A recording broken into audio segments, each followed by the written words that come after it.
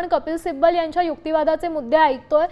तर मला सांगा त्यांच्याकडे आपला युक्तिवाद करण्याकरता आणखी किती काळ आहे, किती तास शिल्लक आहेत आणि किती तासांनंतर, किती वेळांनंतर आता एकनाथ शिंदेंच्या बाजूने युक्तिवाद सुरू होणार आहे?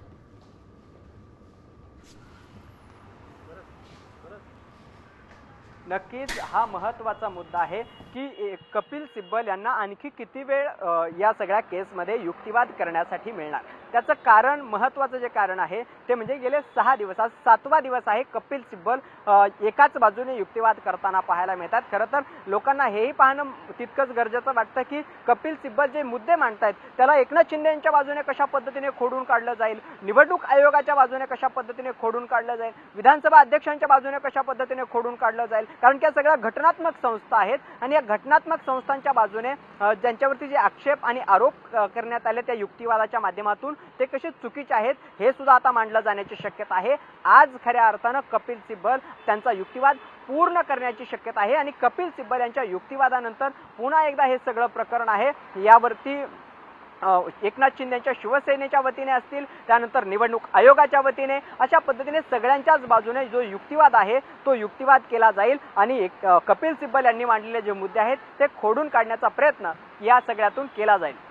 श्यामल,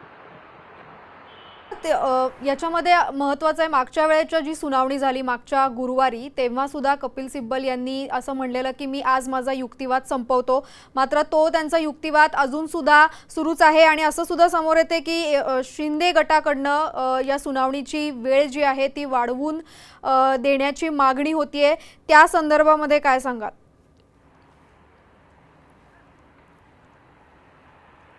नक्कीच, खरं तर कपिल सिब्बल यांना जितका वेळ मिळालेला आहे या वेळेचा संदर्भ आणि आपण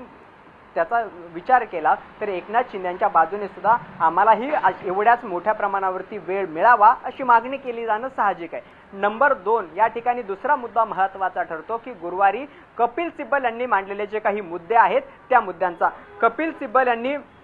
मी आजच्या दिवसात सुनावणी संपवतो असं म्हटलं होतं, मात्र त्यानंतर खरा ट्विस्ट आला तो कपिल सिब्बल यांनी 5 सदस्यीय घटनापीठाने जो काही निर्णय दिला होता त्या निर्णयावरती आक्षेप घेतल्यानंतर कपिल सिब्बल यांनी म्हटलंय की 5 सदस्यीय घटनापीठाने जो काही निर्णय घेतला होता ज्यामध्ये अंतिम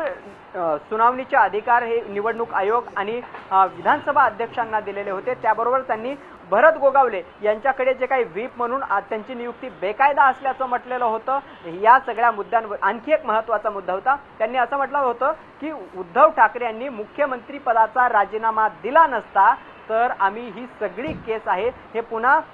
रिव्हर्स आम्हाला सगळ्या गोष्टी काही मांडता आल्या असत्या, त्या काही करता आल्या असत्या, मात्र उद्धव ठाकरे यांच्या राजीनाम्यामुळे आम्ही या सगळ्या गोष्टी पुन्हा रिव्हर्स करू शकत नाही, या सगळ्या गोष्टी फिरवू शकत नाही असं सुद्धा सुप्रीम कोर्टाच्या 5 सदस्यीय घटनापीठाने म्हटलं होतं। यावरही आता कपिल सिब्बल यांनी गेल्या सुनावणीच्या वेळी आक्षेप घेतल्याचं आपल्याला पाहायला मिळालं आणि ही जी काही सुनावणी आहे ही 7 सदस्यीय हा विषय, हे प्रकरण 7 सदस्यीय घटनापीठाकडे सुपूर्द करावं अशी मागणी त्यांनी केलेली आहे आणि याच मागणीनंतर त्यांच्याकडे सुनावणीसाठी आणखी त्यांना वाढून वेळ देण्यात आलेला आहे आणि आज त्याच वाढीव वेळेच्या माध्यमातून ते पुन्हा एकदा ठाकरेंच्या शिवसेनेच्या वतीने विधानसभा अध्यक्षांच्या अधिकारांवर हल्लाबोल करत आपले मुद्दे जे काही आहेत ते मांडताना आपल्याला पाहायला मिळत आहेत।